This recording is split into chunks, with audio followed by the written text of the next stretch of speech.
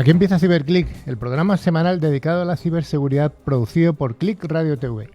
Sed bienvenidos y bienvenidas a esta 51ª edición del programa referente en España de este sector.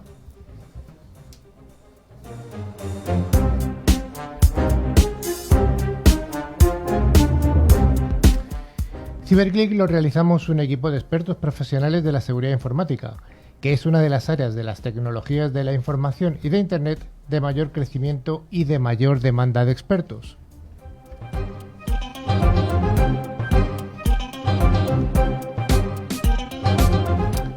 Desde CiberClick nos dirigimos tanto a oyentes profesionales como al entorno doméstico para resolver dudas que puedan afectar tanto a grandes empresas como a pymes y también a familias.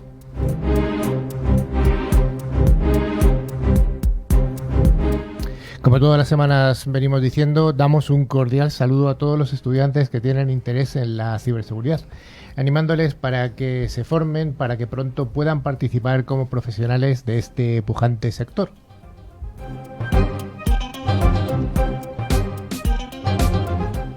A lo largo de los siguientes 50 y tantos minutos vamos a desarrollar las secciones habituales de noticias. Vamos a ver hoy en profundidad dos aspectos de interés, dos temas, uno muy novedoso de la semana y otro ya del pasado, pero también lleno de interés.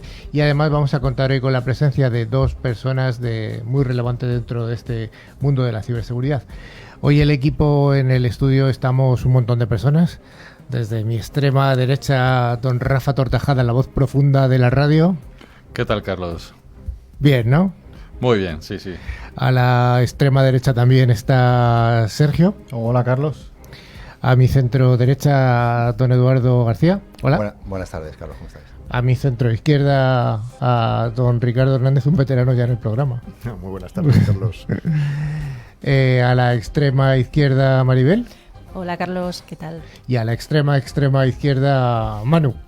Buenas, ¿cómo estamos? Siempre decimos el enlace extremeño del programa.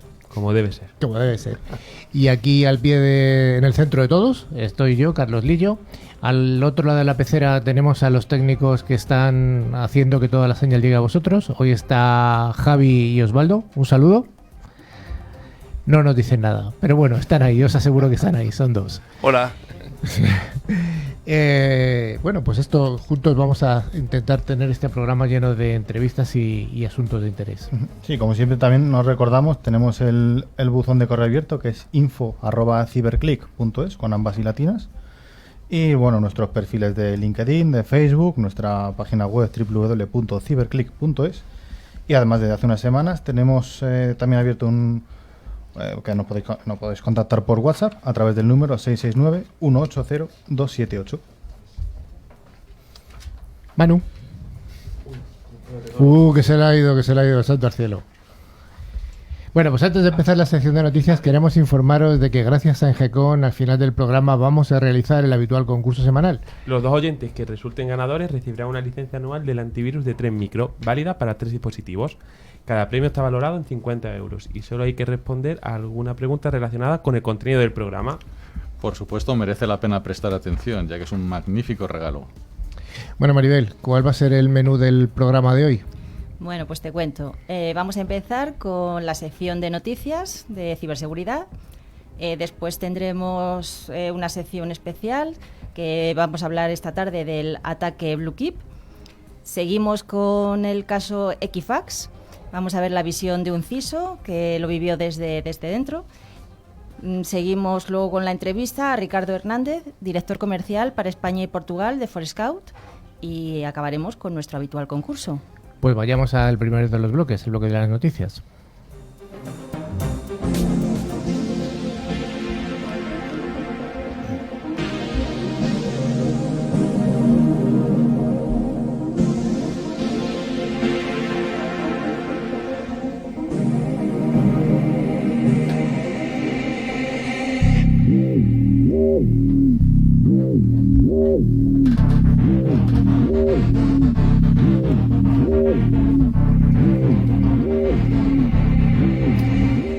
La primera noticia viene de una aplicación de estas móviles que está cambiando la vida a muchas personas. Antes se solían hacer las compras y las ventas de artículos que teníamos en casa que ya no utilizábamos a través de revistas tipo segunda mano. Esto ha ido cambiando y desde hace unos años hay una aplicación española, un desarrollo español que se llama Wallapop y que ha tenido mucho éxito, tanto en España como en algunos otros países de Latinoamérica. Entonces, la primera noticia nos dice de que Wallapop ha sufrido una brecha de seguridad y todos sus usuarios deberán cambiar su contraseña. Maribel, ¿qué nos cuentas? Bueno, pues mucha gente en España, como has dicho, usa y conoce Wallapop, aunque en Sudamérica yo creo que no tanto. Pero bueno, Wallapop es una de las aplicaciones y webs más usadas para comprar y vender cosas de segunda mano, especialmente entre el público más joven. Este tipo de webs, bueno, pues ya sabemos que aunan una minoría de usuarios que son timadores y con los que habría que tener cuidado, pero esta noticia va más allá y habla de un hackeo o intrusión a la propia empresa. La próxima vez que entres en Wallapop, por seguridad tendrás que reiniciar tu contraseña. La anterior ha sido deshabilitada. O, por seguridad, hemos procedido a reiniciar tu cuenta de Wallapop. Todos los que estamos registrados en Wallapop habremos recibido alguno de estos mensajes en la última semana, y es que ha habido una brecha de seguridad de la que, si bien bueno, no hay un comunicado oficial, todo apunta a un acceso indebido en Wallapop. O al menos esto es lo que han comunicado en los correos y en respuestas en redes sociales los perfiles oficiales de Wallapop. También han confirmado oficialmente que no hay evidencia de que haya habido un uso fraudulento de los datos de los usuarios y que el cambio de contraseña obligatorio es para seguir garantizando la seguridad. Pero seguimos echando de menos especificar a qué y cómo se ha accedido indebidamente. Sí, bueno, incluso pues ya que sabemos que es un acceso a unos datos que no debería haber pasado, no descartemos que la AEPD, la Agencia Española de Protección de Datos, se pronuncie al respecto. Bueno, ya veremos. Bueno, pues ya veremos lo que pasa en los Ya próximos veremos. días. Yo sí que lo he recibido el mensaje este, ¿eh? Yo soy usuario de Wallapop y sí que lo he recibido. Sí, yo también. ¿Sí? Yo también, O sea, yo sé que sí que es cierto. La otra noticia del día nos habla de que 3 hospitales de Estados Unidos y de Australia han tenido que interrumpir sus tareas habituales por sendas infecciones de ransomware. Sí, unos cuantos hospitales han sido infectados en ambas zonas, en Australia y en Estados Unidos, y han dejado pues operaciones y cuidados especiales a ciertos pacientes, además de obviamente funciones administrativas pues en stand-by, en pausa. También bueno, han sido cifrados archivos con historiales médicos y citas, por lo que muchos diagnósticos y previsiones de tratamiento o futuras operaciones también han sido pospuestos. Es cierto que los hospitales también tenían ciertos datos apuntados manualmente, manuscritos, y algunas tareas o operaciones que ya se estaban llevando a cabo han podido terminarse sin demasiadas complicaciones, pero el daño ha sido muy grande, porque es que al final gran parte de la infraestructura IT se ha visto afectada y actualmente todo se registra aquí. A día de hoy se están llevando a cabo investigaciones para determinar si los ataques proceden del mismo origen, ya que no está claro todavía. Y, por cierto, este incidente, sumado a los de los ayuntamientos en Texas, la ciudad entera de Baltimore y otros cuantos casos que hemos comentado aquí y otros que no hemos comentado, porque hay muchas cosas que contar, suman solo en lo que va de 2019 más de 600 ataques detectados contra diferentes infraestructuras críticas de los Estados Unidos. Bueno, luego vamos a ver dentro del programa de hoy que no solamente ha ocurrido en Estados Unidos, pero bueno, vamos a dejarlo ahí. Siempre hablamos de Baltimore y cuál era la ciudad esa típica que hablábamos, que era de un estado muy raro, ¿no os acordáis? En Georgia puede ser, me suena. En Georgia, pero una ciudad así está... O sea, a mí me suena Jaén. Atlanta puede ser. Yo digo, Jaén. Era rara, sí, de estas, sí. Jaén, creo que no. Jerez. Se me ha ido la perola, pero bien. Sí, Jerez fue hace una semana, sí, correcto.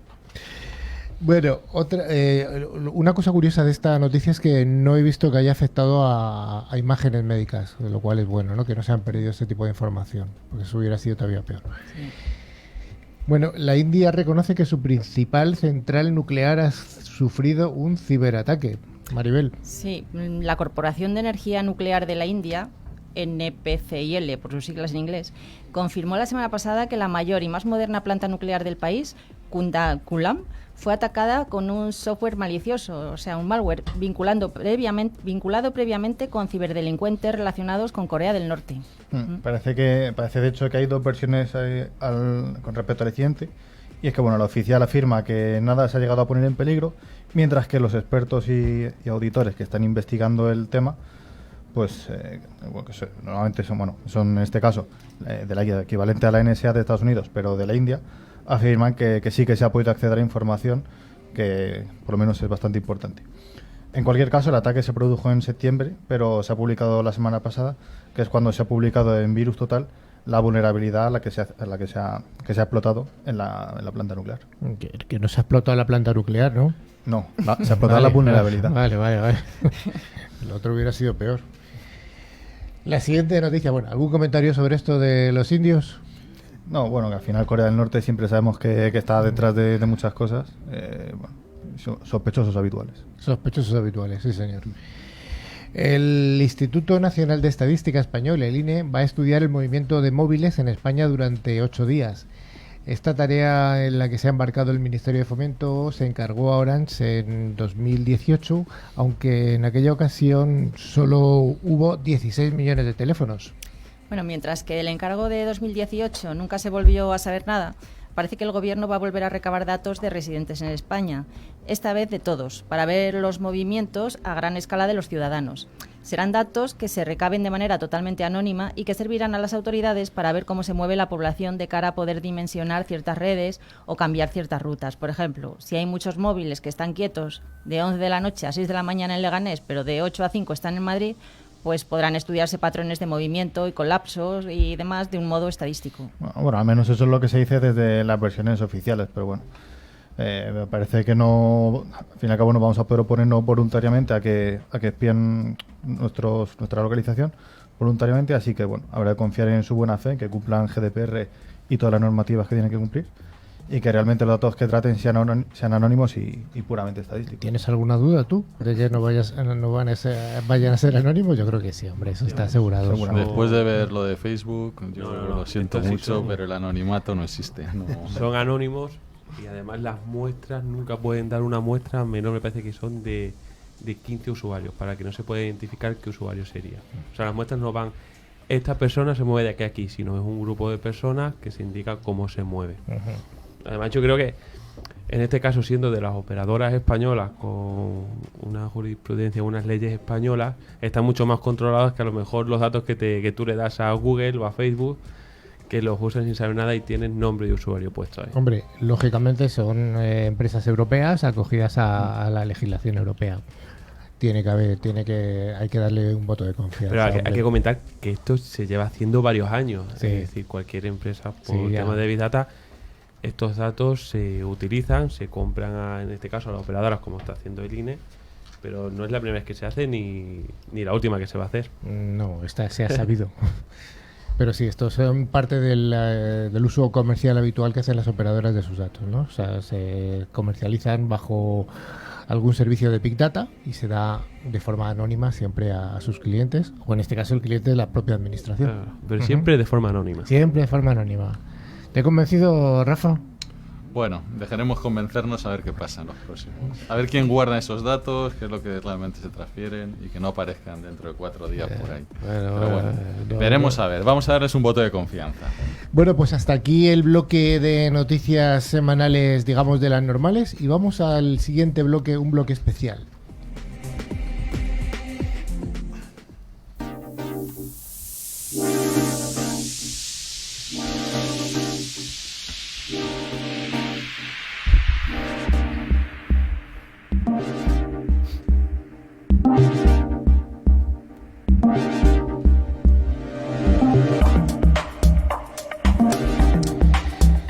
Pues hoy no podía ser de otra manera, y dada la semana que llevamos en el sector, que llevamos una semana muy agitada con noticias en todos los medios de comunicación masiva, vamos a hablar del ataque que ha ocurrido, que ha tenido éxito en varias empresas españolas. Manu, ¿qué nos puedes contar? O Manu y Rafa, ¿qué nos contáis? ¿A qué empresas ha afectado? Bueno, esto es lo que ha salido en los periódicos, que algunas dicen que no ha sido verdad, otras que sí. Ha sido verdad como un piano, vamos. Ha sido verdad. Otra cosa es la afectación, como igual que el anterior ransomware, pues algunas que sabemos que sí, pero no se puede demostrar, lo de siempre. Pues aquí lo que ha salido en prensa pues era el grupo Prisa, la SER, Everis y leí por ahí Galp España, no sé dónde lo comentamos, pero bueno, esto es una serie de empresas. Esto ha partido de una vulnerabilidad con nombre Blue Equip, que es la CVE, siempre empiezan por CVE las vulnerabilidades, del año 2019, guión 0708, o sea, la 708 de este año. Vamos a ver si llegamos a 1000 de aquí a final de año. Entonces, afectaba a versiones antiguas de Windows, como Windows 7, el Server 2008 o el 2008 R2. ¿Cuáles son las... ¿Ha habido alguna empresa que directamente ha dicho sí, a mí me ha afectado? ¿O se ha reconocido públicamente? ¿Conocéis alguna? El grupo Prisa, el grupo Prisa, la cadena SER, sí, correcto. Esta mañana yo he ido escuchando la cadena SER mientras que iba al trabajo y estaba escuchando, creo que era no sé si era las noticias locales de Madrid. Decía, bueno, yo creo que hoy o mañana a lo mejor ya podremos emitir en las emisoras en Alcalá de Henares, o sea que deben estar afectados hasta arriba todavía. Aquí comentar que las que has comentado, Rafa, son las que les ha afectado el ataque y los han publicado, pero yo, por ejemplo, llevo hablando con empresas que llevan como una semana o dos recibiendo un montón de ataques de este tipo, que bien a lo mejor pasan los filtros de correo y los ha detectado el antivirus o el firewall, pero que hay un movimiento constante de este tipo de acciones. Es verdad que a día de hoy ya han parado un poco, pero sobre todo se ha puntualizado con el puente que tuvimos la semana pasada.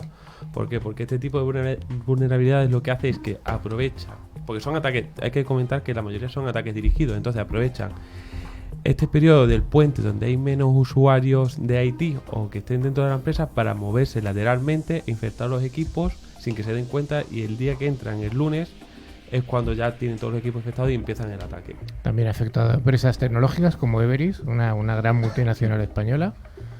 Y Rafa, ¿cómo ha sido un poco la propagación? Bueno, lo primero, ¿a qué se debía esa vulnerabilidad? ¿Cuándo fue detectada? Esa fue detectada hace ya unos cuantos meses. Creo que estaba en mayo ya estaba el parche de Microsoft. Entonces, lo que pasa es que siempre es muy fácil decir parchear. Las grandes empresas es difícil por todo el legacy que tienen. Pues estamos hablando de Windows 7, o sea, algo que ya creo que está fuera de soporte. Me parece que sale en febrero o marzo del año que viene, entra ya fuera de soporte por Microsoft. Y Windows 2008, 2008 R2, entonces son sistemas un poco más antiguos, pero bueno, que hay muchas empresas. Estos no afectan a las versiones nuevas, porque cambiaron todo lo que hacen el protocolo RPD, cambiaron todo lo que es dentro del sistema, cómo se maneja.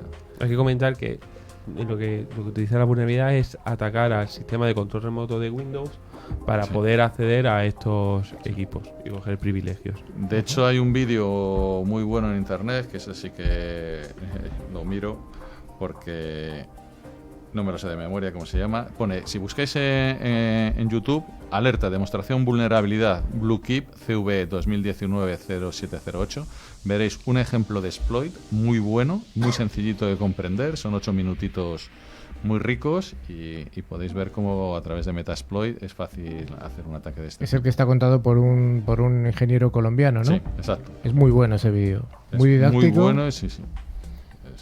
Por cierto, aprovecho para dar un saludo a Colombia, que nos escuchan bastante desde allí.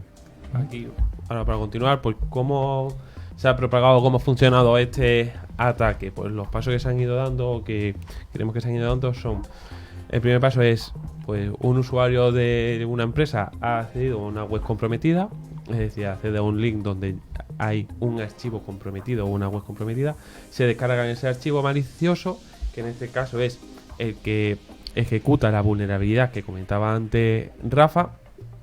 Una vez que se ejecuta este archivo malicioso, el atacante ya tiene el acceso del dispositivo, por así decirlo. ¿Cuál es el siguiente paso? Pues el siguiente paso es empezar a realizar y utilizar otro tipo de archivos que se vuelven a descargar para hacer movimientos laterales. En este caso, por ejemplo, siendo el puente, pues que han utilizado ese momento del jueves que se va la gente, o que hubiera utilizado yo. El jueves, viernes, sábado y domingo empezar a hacer todos los movimientos laterales posibles, porque hay menos recursos y no se van a dar no se van a dar cuenta estos usuarios finales. Y después, una vez que han empezado el lunes, pues empezar a utilizar lo que es el cifrado de los equipos cada vez que un usuario va encendiendo los equipos y pedir así el rescate, que se pedía. Vale, en el vídeo este que está comentando Rafa, se explica claramente cómo esta vulnerabilidad que lleva abierta desde, creo que era mayo de este año, se explica cómo se puede explotar con las aplicaciones clásicas de hacker, o sea, no es nada nuevo. Y bueno, el ejemplo que hace este ingeniero colombiano, lo que hace es una denegación de servicio. Sí, el exploit permite varias cosas y utilizo una más sencilla y fácil, que es hacer una denegación, pero bueno, puedes hacer muchas cosas, porque tú, además, con esta vulnerabilidad, tú lo que puedes hacer es ejecutar código remoto, puedes mandarle ejecutar distintas acciones. Entonces, puedes, de una forma sencilla, porque como ya decimos, el exploit está disponible, bajártelo, utilizar Kali, que es una distribución de Linux y que te viene ya con el Metasploit, bajarte el exploit y poder ejecutar todo lo que es el ataque. Entonces, en este caso, el ataque que se ejecutó. Este malware son dos partes. Una que se llama, como ha comentado Manu, Dridex, que es un binario para distribuir y hacer el ataque lateral, y luego otro ransomware que se llama Bitpimer, para utilizar como ransomware y cifrar y pedir el rescate de los peces. Que esto ha sido lo que sabía si era el Bitpimer o el iEncrypt. O sea, que esto ha sido realmente lo que ha ocurrido, que se ha cifrado un montón de información de las empresas estas. Entonces, cifras el disco duro, como has llegado al Active Directory y lo tengo comprometido, pues llegar a muchos sitios y cifrar, desde base de datos, PCs... Y claro, una vez que tienes la clave de cifrado, o pagas, o al menos que se encuentre una vulnerabilidad en el cifrado, no vas a poder descifrar todos los archivos. Prácticamente imposible. O sea, la única solución, como siempre recomendamos en estos casos, bueno, aparte de parcheados, etcétera, es tener sistemas de backup. Claro. Un sistema de backup. Eso sería ahora. ¿O qué soluciones daríamos para intentar evitar este tipo de ataques? Sí. Yo empezaría, pues lo que ha comentado es utilizar sistemas de parcheados, o sea, llevar los parcheados al día. Sabemos que es difícil, pues entonces utilizar soluciones que te den esta como vacuna digital mientras tú vas parcheando, que sería pues con lo que se denomina virtual patching. Otra que yo creo que es importante es, como hemos dicho, tienes que acceder a una web o te mandan un fichero que tienes que descargar. O sea, para que te llegue esa web, ese fichero, la mayoría de los casos son por correo electrónico. Pues es aplicar una capa de seguridad a estos correos electrónicos. Hay muchas personas, empresas, que dicen, no, yo solo contrato a Office 365 o a Gmail, ya es seguro. Ya de por sí no es seguro, tienes que dar una seguridad adicional. Luego también hay que recomendar una cosilla, hay que recordar que, bueno, este ataque lo ha sufrido un montón de empresas, ha habido algunas que les ha afectado y otras que no. Unas porque tenían sistema de parcheado adecuado, otras porque lo cortaba su protección de endpoint. En concreto, queremos decir que los antivirus que estamos regalando aquí en el programa, sabéis que unas semanas hacemos con Bitdefender y otras semanas hacemos con 3Micro, ambos lo han parado, lo habían parado, ¿no? Y algún otro más del mercado, no todos, pero bueno, estos sí. Y como decías, el tema de backup, pero muy importante, no os tengáis en línea, porque tener online el backup es como no tener nada. Está muy bien, pero te lo va a cifrar igualmente. Sí. Luego, como está Ricardo, Forescout tiene una parte que te lo hubiera detectado, tiene una firma que te lo detecta. Entonces, hay medidas de seguridad que se pueden ir tomando. Sí. Y una cosa que yo creo que es súper importante y que no nos gastamos un duro en ella, concienciación de los usuarios. Importantísimo.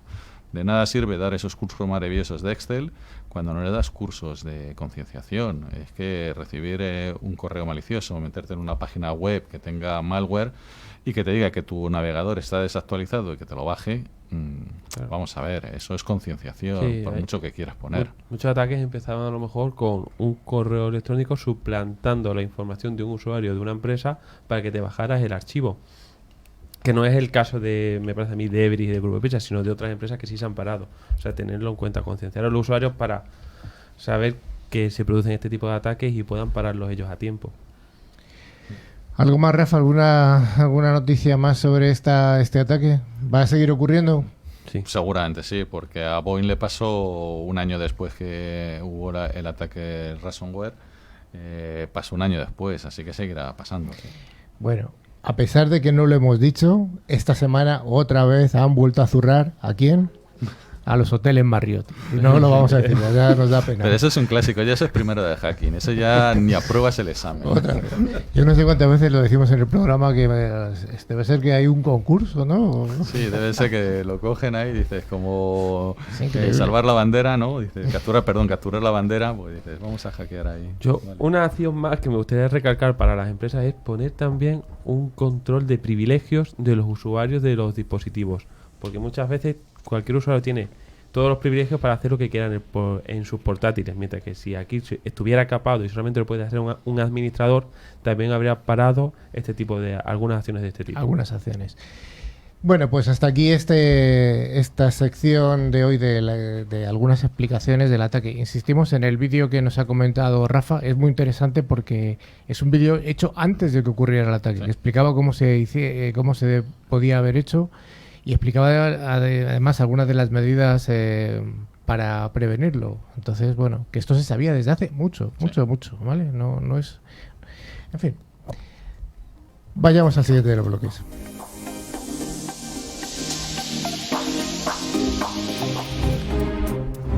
La ciberseguridad, sus noticias, novedades y mercado son analizados semanalmente por los expertos que presentan CiberClick. Los viernes y sábados de 1 a 2 en Click Radio TV. CiberClick es ya el referente en España de este pujante sector.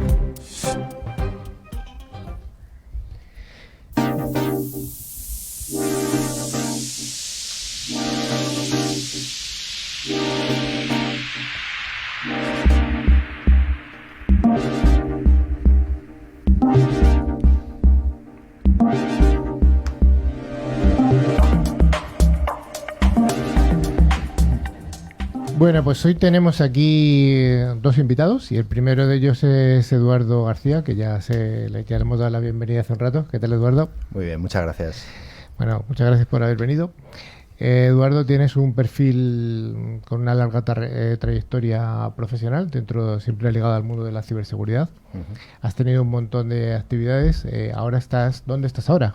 Sí, bueno, estoy como senior manager en la empresa Sidertia, una empresa que además, lo comentábamos otro día, una empresa española 100%, con un nivel muy alto y muy valor añadido, muy orientada sobre todo a lo que es ciberseguridad, aunque prestamos todo tipo de servicios en materia de seguridad de información. Nuestro core principal es la parte ciber. Y una empresa, como os digo, que yo creo que es interesante recalcar, hoy es una empresa 100% de España, que hacemos cosas muy bien en este país y nos sentimos muy orgullosos de ello, ¿no? Bueno, pero no estás aquí por esta Sidertia. No. No estás aquí por esto. No. ¿En tu pasado has tenido otros perfiles? ¿Has sido CISO de varias empresas? Sí, llevamos recorridos ya unos cuantos años en el mundo de la seguridad. He sido responsable de seguridad de información, CISO, Security Manager o como le queramos llamar, de al menos 4 o 5 empresas, entre ellas una de la que vamos a hablar hoy, que es Equifax. Equifax. ¿Quién no recuerda? La gente del sector, todos recordamos Equifax. Equifax, así por poner un poco en perspectiva de qué año estamos hablando cuando ocurrió este incidente. Sí, el data breach de Equifax o la fuga de datos de Equifax sucede en el año 2017. 2017. Que parece que es hace mucho, pero en realidad es hace nada, septiembre de 2017. 2 años escasos. Exacto. Y ha sido considerado, hasta ese momento ha sido considerado el data breach de datos de carácter personal, sobre todo de otro tipo de datos, más grande de la historia, ¿no? Que refrescanos un poco la memoria, porque Equifax no es una empresa extremadamente conocida, al menos en España. ¿Qué hacía Equifax? Correcto, sí. Equifax es una empresa que se conoce en el mundo anglosajón sobre todo por los credit reports o los estudios de background crediticio. En Estados Unidos es una empresa que compite con otras 2 organizaciones que principalmente lo que están es en el back office de todos los bancos, de todas las empresas de crédito, y principalmente lo que tienen es un historial crediticio al respecto de tu vida, de pagos y de morosidad, y básicamente son los que deciden si el concesionario te vende el coche, si el banco te da el crédito, en función de un índice de riesgo. En España lo conoceréis porque son los principales gestores del fichero ASNEF, ¿no? O sea que los datos que manejaba o que maneja Equifax son datos absolutamente personales. Exacto.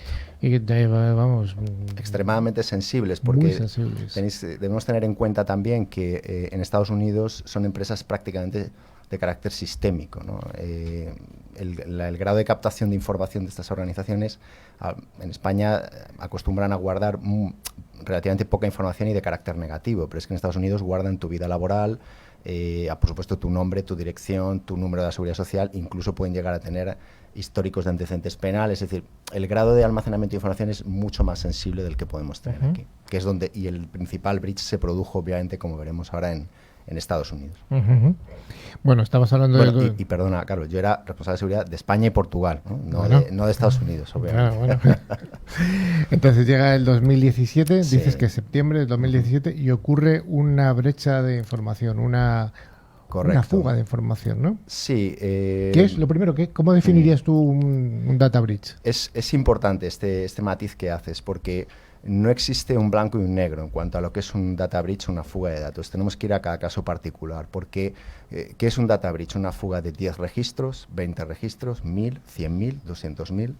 ¿En qué momento podemos decir que hay una crisis o que hay un problema grave en cuanto a la fuga de datos? Bueno, aquí hay que decir, generalmente en el mundo hay dos legislaciones principalmente, o dos áreas que tienen regulado, que tienen controlado qué se puede considerar data breach. Una es Estados Unidos, pero tenemos que tener en cuenta que Estados Unidos es un estado federal en el que hay 50 legislaciones de data breach, una por cada estado, más o menos todas dicen lo mismo, y es que si hay una fuga de datos masiva, la empresa está obligada a notificar esa fuga, convocar, si es una empresa cotizada, una junta de accionistas, explicar lo que ha ocurrido, y obviamente hay detrás de esto responsabilidades incluso de carácter penal, como veremos que fue el caso en el caso de Equifax. Y en Europa nos encontramos con que recientemente esto no estaba regulado, pero desde hace bien poco, como sabéis, el nuevo reglamento de protección de datos europeo obliga a aquellas empresas que sufran una fuga de datos a notificar a la Agencia de Protección de Datos estas fugas, ¿no? Por lo tanto, podemos decir que en general cuando hay una fuga de datos masiva de datos de carácter personal,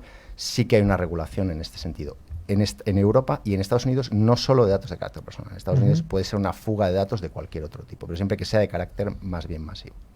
Sí, en Europa hay que recordar que son 72 horas el periodo de obligación para notificar. Eso es. Por ejemplo, en Estados Unidos hay estados en los que es un mes, otros en los que es 15 días, ya depende un poco de cada... O sea que la regulación española es bastante restrictiva. Sí, ahora mismo yo diría que la europea es muy restrictiva, pero no perdamos de vista a los norteamericanos porque, ojo, con la nueva regulación, os comento un detalle interesante, con la nueva regulación de protección de datos de carácter personal de California. Hace poco estuve en Estados Unidos y nos reunimos unos cuantos CISOs de un grupo de inversión para el que yo trabajaba y me decían los CISOs de Estados Unidos que, que el GDPR sí les preocupaba, pero que claro, las sanciones pues tardaba tal, y que sin embargo estaban verdaderamente preocupados con la nueva legislación de protección de datos de California, que para ellos es prácticamente el 30 o 40% de su mercado, comparado con Europa no deja de ser un gran mercado, y decían que cuidado porque allí las sanciones están siendo mucho más rápidas y mucho más con montantes económicos mucho más fuertes, o sea que allí también cuidado. Bueno, nos situamos hace Sí. 2 años, en el verano español. Sí, bueno, el data breach ocurre en Equifax en junio, aproximadamente, tengo aquí unas notas, a nivel de, o sea, lo que es el ataque ocurre en junio, pero ellos lo declaran en septiembre. Vale, o sea que hay un decalaje de 3 meses Sí. desde que ocurre la exfiltración hasta que ellos lo notifican. Perdón, te lo he dicho mal, Carlos. En marzo es cuando se produce el ataque. Sí. Una cosa importante que os quería decir es que toda la información que os voy a dar, aunque yo estuve trabajando, es información pública que Sí. se puede obtener en Internet. No vamos a dar ningún dato, pues bueno, que evidentemente suponga ningún tipo de problema, y toda la información se puede conectar. Es Entonces, importante, sí. en la RSA de 2018 se hace un análisis bastante exhaustivo del caso Equifax y, bueno, la vulnerabilidad CV 2017-5638 de Strust es la que llevó a los atacantes, les permitió entrar por el portal web de Equifax de Estados Unidos. Esa vulnerabilidad está abierta durante aproximadamente, pues fijaros, durante el mes de marzo hasta el mes de agosto, que es cuando descubren que tienen un agujero y les están sacando los datos, ¿no?, de la organización. ¿Estos datos se llegó a saber quién era el que los estabais filtrando? No se sabe realmente qué grupo es el que estaba detrás, o no ha habido una respuesta por parte del análisis forense que realizó la organización, y no sabemos realmente quién. No sabemos si es una potencia extranjera o competencia. Bueno, es muy difícil saberlo, ¿no? Vale.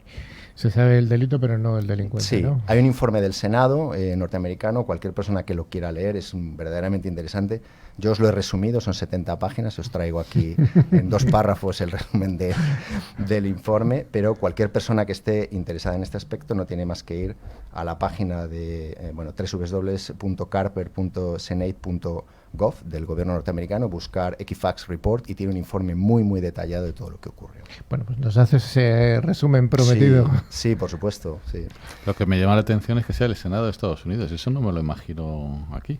Sí, claro, tened en cuenta que es lo que os decía, lo que estamos comentando, que nos da la impresión de que en Estados Unidos se puede hacer lo que se quiera con los datos, etcétera, etcétera, etcétera. A nivel de dato carácter personal, o que son mucho más laxos con los datos personales de las personas, esto no es cierto del todo, ¿eh? Una empresa que sufra un data breach está sujeta a unas regulaciones muy complejas. Ahora os cuento un poco consecuencias, pero esto fue un auténtico...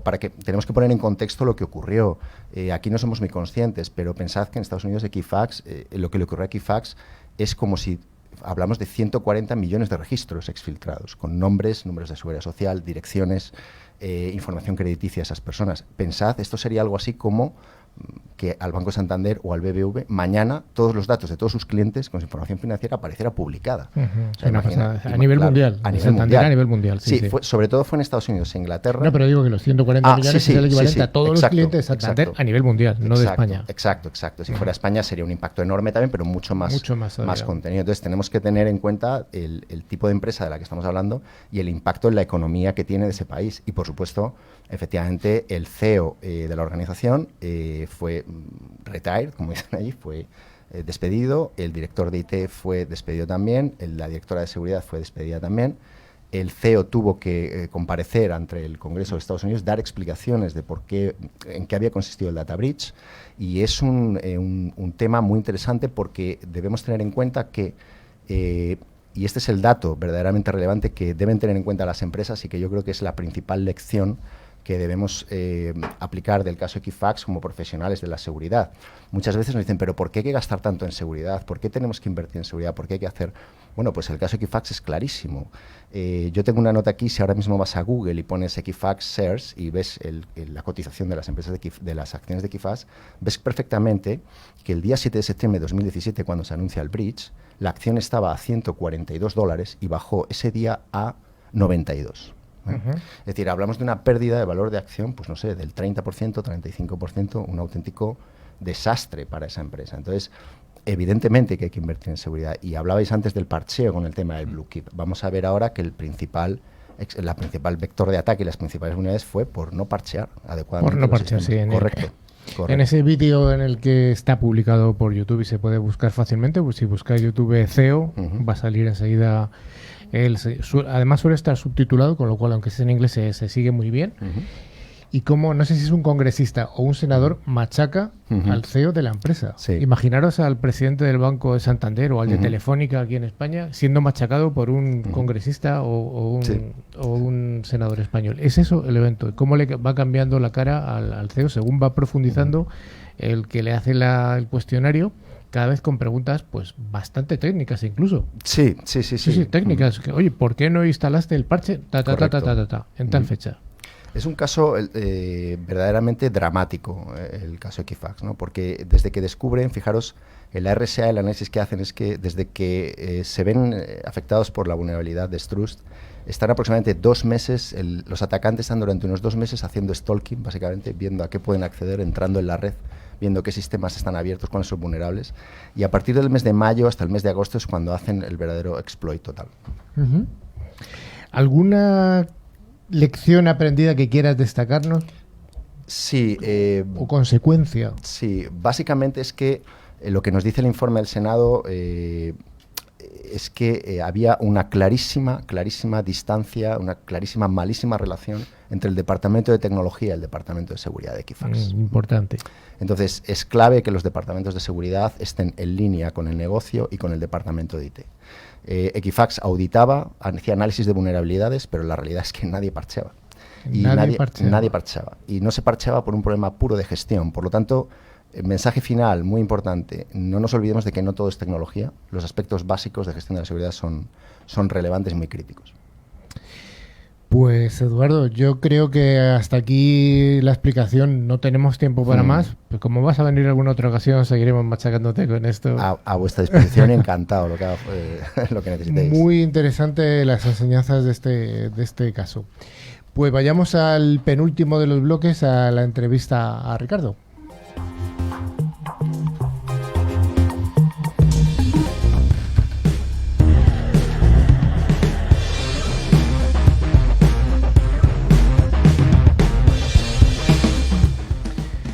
Ricardo Hernández, como ya hemos dicho antes, un veterano aquí de CyberClick. Bueno, es la segunda vez, veterano. Mira, una vez que vienes una vez, ya la siguiente eres veterano. Eso no... Bien. Bueno, además somos colegas de profesión. Esta mañana, sin ir más lejos, hemos estado en una reunión. Nos vemos 2 veces, 5 todos los días. Lo que haga falta. Y hablamos además. Además es verdad. Bueno, pero eres el responsable comercial en España y Portugal del fabricante Forescout. Así es. Un fabricante muy puntero de tecnología. Uh-huh. Viejo conocido del mundo de los NAC, pero ya no solo hacemos NAC. Forescout no hace solo NAC, ¿no? No hacemos solamente NAC. Bueno, a ver, el NAC es control de acceso, básicamente. Bueno, es una solución que tiene bastante tiempo. Nosotros la tratábamos de una manera bastante distinta de la tradicional. No somos un fabricante que hace electrónica de red y además usa ciertos protocolos en sus switches para hacer este control, sino que somos una compañía de software que lo trataba pues de una manera totalmente agnóstica. Uh-huh. No obstante, ha evolucionado mucho este mercado, creo que lo hemos evolucionado en parte en Forescout, y ahora Gartner y estas consultoras tan buenas que tenemos, pues hablan de visibilidad y control de dispositivos. Visibilidad y control. De ¿Qué es la visibilidad y qué es el control? Empecemos por la visibilidad. Lo primero es intentar detectar en tiempo de conexión cualquier tipo de dispositivo que se conecte a una red, independientemente de la tipología de dispositivo que sea. O sea un PC, sea una impresora, sea una cámara de seguridad, sea un torno de acceso, sea un equipo de aire acondicionado. Uh-huh. ¿Vale? Eso es lo primero. No solamente saber que hay algo conectado, sino clasificarlo de la manera más fina posible. Es decir, no es, en un entorno, digamos, de oficina, pues puede no parecer muy problemático, pero hablabas, por ejemplo, antes de ataques a hospitales en Estados Unidos, que es uno de nuestros fuertes, digamos, el sector de sanitario y demás, en donde saber que algo que se te conecta es un escáner, es una bomba de insulina o es un aparato rayos X, pues hombre, sí que es bastante importante, sobre todo para saber cómo protegerlo, quién tiene que acceder, desde dónde, qué vulnerabilidades tiene, etcétera.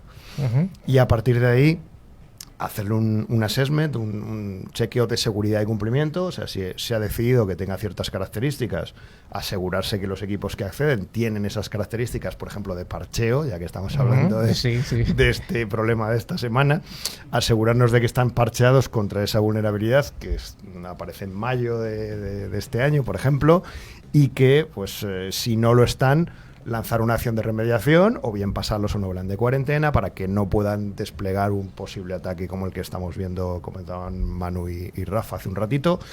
Y una vez que ya tengo todo eso, entonces les dejo pasar o no, o bien aplico pues las políticas de control. Las políticas de control. O sea, que hubiera sido muy interesante que la gente, los compañeros de Equifax... Bueno, vamos a dejarlo ahí. Pero seguro que... bueno. Lo que sí que es cierto es que el ataque que ha ocurrido esta semana en España sí que con una solución como Forescout sí que se hubiera parado. Sí, a ver, nosotros no es que seamos una solución de parcheo en este caso, pero sí que habríamos podido detectar que los equipos no están parcheados cuando acceden a la red y se podrían haber segmentado, se podrían haber resuelto o se podrían haber aislado, bueno, dependiendo ya un poco de la política que ponga la compañía en marcha. Pero habría por lo menos ayudado a disminuir el impacto o a limitarlo lo máximo posible. De forma muy rápida, que estamos en periodo electoral, ¿qué es una política? Bueno, cuando hablas de política, hablas de políticas de seguridad. Sí, claro. Básicamente es, oye, ¿cuál es por ponerlo de una forma muy sencilla que se entienda, oye, cualquier equipo que acceda tiene que estar parcheado contra WannaCry, contra Bluecrypt, contra el que sea, tiene que tener un antivirus, un agente de seguridad X, el que decidamos, el que se haya comprado en la compañía o uno de los que nos parecen suficientemente confiables, tiene que estar actualizado y tiene que tener estas aplicaciones, o al revés, no puede tener estas otras aplicaciones. Oye, no puedo haberme descargado un juego en mi casa y llegar a la red de la empresa y pincharlo. Oye, en cuanto a esto que hemos contado, es, digamos que las soluciones clásicas que ha tenido Forescout, en la cual es el líder del mercado, ¿y qué otras cosas estáis trabajando? ¿Qué nuevos lanzamientos tenéis? Pues bueno, aparte de la parte de OT, que creo que vamos a hablar más en detalle Sí. un poquito después, ¿vale? De redes operativas, redes industriales, si queréis, por entendernos, acabamos de lanzar una solución de segmentación que lo que nos permite básicamente es todo esto que estamos diciendo, de una vez que hemos detectado qué equipos acceden, cómo acceden, dónde deberían estar, pues llevarlo al plano de negocio, de aplicaciones, ver qué flujos de comunicación tenemos entre diferentes partes de la empresa y poder primero simular cómo segmentar o cómo afectaría que apliquemos una segmentación u otra segmentación dentro de la compañía y posteriormente llevarla a cabo, independientemente de lo que tenga, de la electrónica de red que tenga, de si tengo firewalls de nueva generación, que tengo equipos en nube pública, en nube privada. O sea, la idea es que pueda llevar la segmentación a cualquier punto dentro de la compañía de forma clara y de forma rápida. Ya.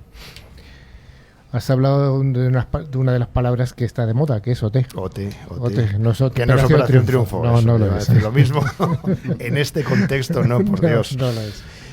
¿Qué estáis haciendo en cuanto a la parte operacional o a la parte industrial?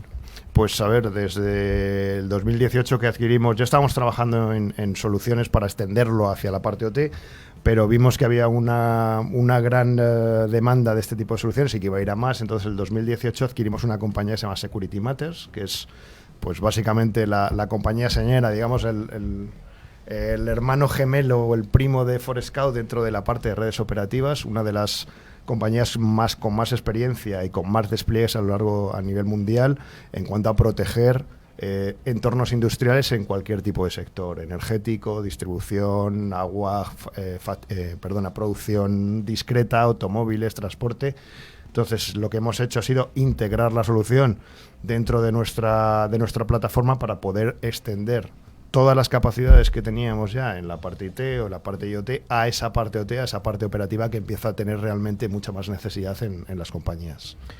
Nosotros, quiero decir, vosotros los fabricantes de IT o todas las personas que estamos en esta mesa, habitualmente trabajamos con equipos, con soluciones, con aplicaciones, con software de IT, que es bastante distinto de lo que hacen nuestros compañeros ingenieros industriales que se dedican a la parte industrial, por la redundancia. Eso es.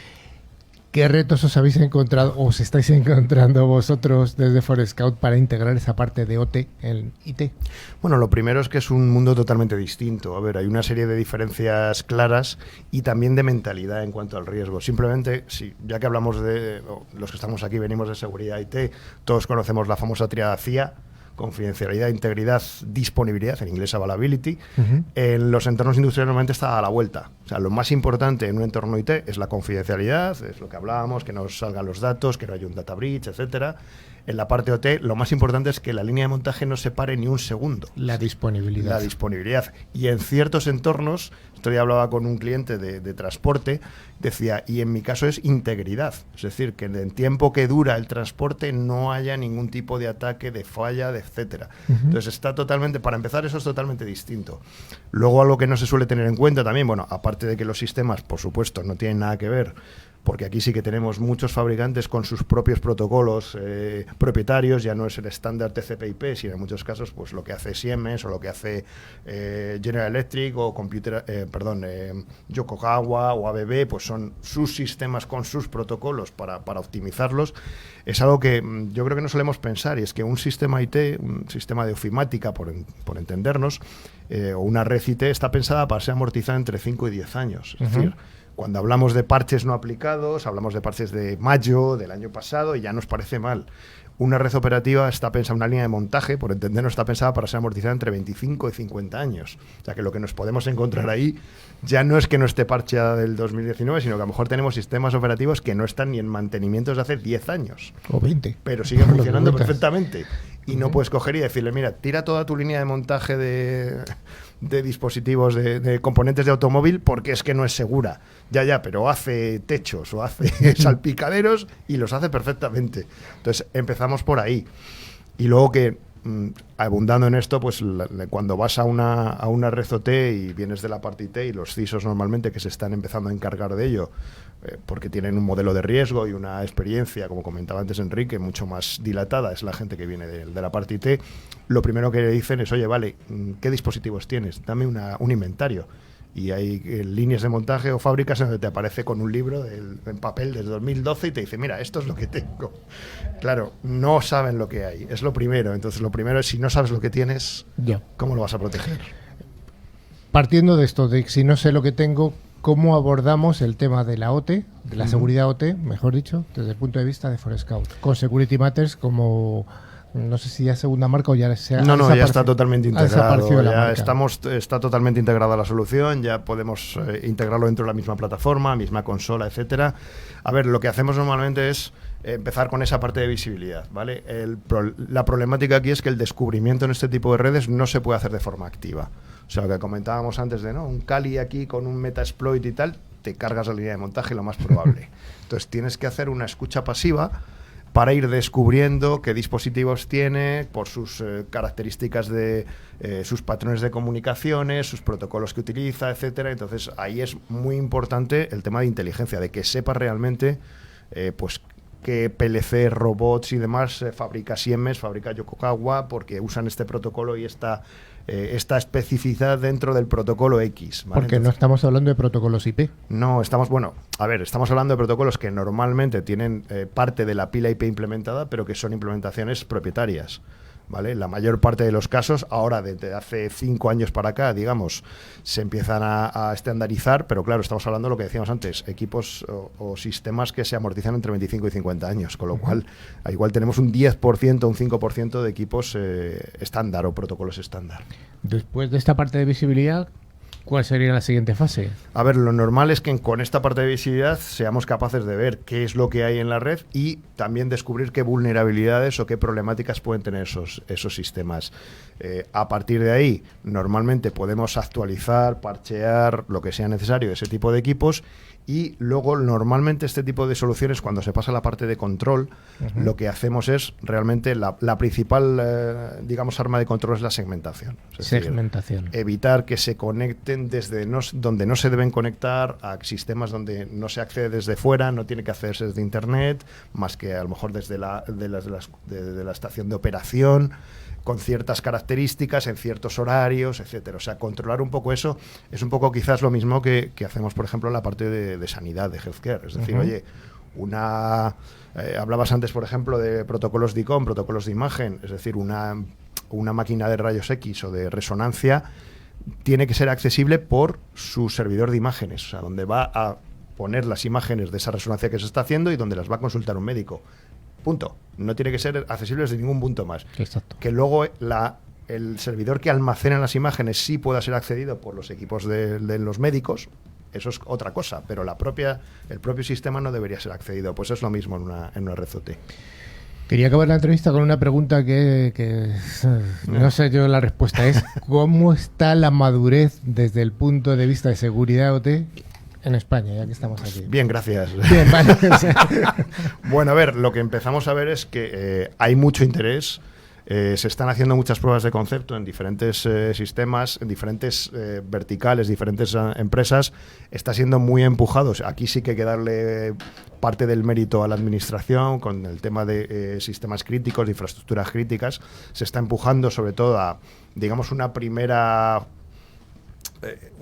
tanda de empresas o de sistemas críticos, pues eléctricos, distribución de agua, etcétera, gas, a que empiecen realmente a implementar sistemas de ciberseguridad basados o optimizados para redes OT, no simplemente en la parte, digamos, de tratamiento informático, tratamiento IT. Por supuesto, eso está solucionado. Estamos todavía muy verdes, digamos, o sea, nos falta muchísimo por avanzar, pero al menos el interés existe y se está empujando, ya te digo, desde la administración, con lo cual vemos que esto va a subir mucho, se está incrementando mucho el interés y cada vez hay más pruebas de concepto, más casos de uso y pues es un camino que yo creo que va a ser largo para recorrer y además vamos a ver que cada vez más los modelos de riesgo que vienen de la parte IT pues van a ser los que se implementen en la parte OT, pero vamos, por lo menos estamos arrancando y hay interés. Y te diría que empieza a haber presupuestos, no los que nos gustaría, pero empieza a haber. Bueno, Ricardo, pues yo creo que el año que viene, cuando vengas otra vez, espero que ya nos cuentes que esto Pues es... que hemos avanzado un poquito, por lo menos. Bueno, un poco más, ¿no? Sí, hombre, seguro que sí. Bueno, muchas gracias, Ricardo. Gracias a ti.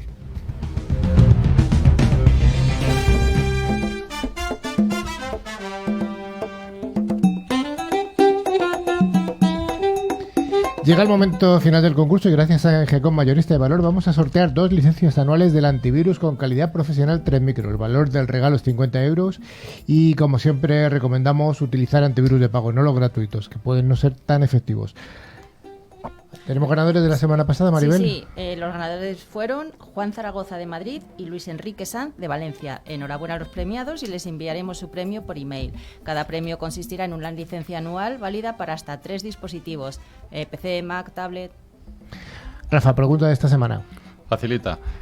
¿Cómo se llama la empresa de OT que Forescout ha comprado? Vale, la que compró, que ha integrado. Muy bien. Para concursar deberíais enviar un email a nuestro correo info@ciberclick.es indicando nombre, dirección y teléfono, contestando a la pregunta de cómo se llama la empresa de seguridad OT que ha adquirido Forescout. De entre las respuestas correctas sortearemos 2 ganadores, admitiéndose respuestas hasta el 14 de noviembre. Recordad que Ciberclick siempre con 2 i latinas. Eso es, para concursar nos podéis enviar un correo a info@ciberclick.es o para enviarnos cualquier otro tipo de noticia. Y bueno, también por LinkedIn o Facebook se puede participar, o bueno, también recordamos la página web y el teléfono por WhatsApp, que es 669-180-278. Recordaros que también podéis escuchar este podcast y los de los programas anteriores a través de plataformas como eBooks, Google Podcast o Spotify, buscando la palabra clave Ciberclick. Estimada audiencia, hasta aquí ha llegado Ciberclick. Esperamos haber cumplido nuestra parte del contrato y que todo haya sido del agrado de todos, que os hayamos contado cosas interesantes. Yo creo que sí.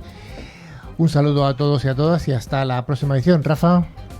Hasta la próxima. Adiós. Sergio. Eduardo. Gracias, un saludo. Ricardo. Hasta la próxima. Maribel. Adiós. Manu.